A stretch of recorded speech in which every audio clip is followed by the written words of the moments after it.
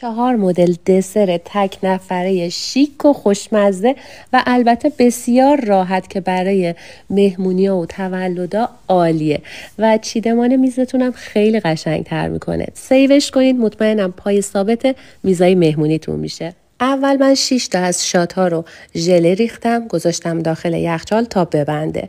بعد کرم دسر رو آماده کردم که شیر، پودر نشاسته ذرت، آرد و شکر رو با هم دیگه مخلوط میکنیم، روی حرارت کم هم میزنیم تا به این غلظت برسه.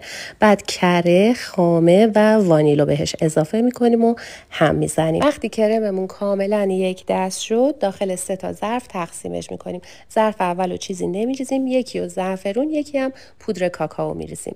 بعد داخل شاتا پودر بیسکویت ساده و پودر بیسکویت شکلاتی میریزیم، سطح روشو صاف میکنیم و از کرما روی سطح بیسکویت ها میریزیم. شاتای ژله من یه لایه پودر بیسکویت، یه لایه هم کرم شکلاتی ریختم و در آخر سطح روی دسرها رو با انواع میوه، شکلات، بیسکویت یا هر چیزی که دوست دارید میتونید تزیین کنید.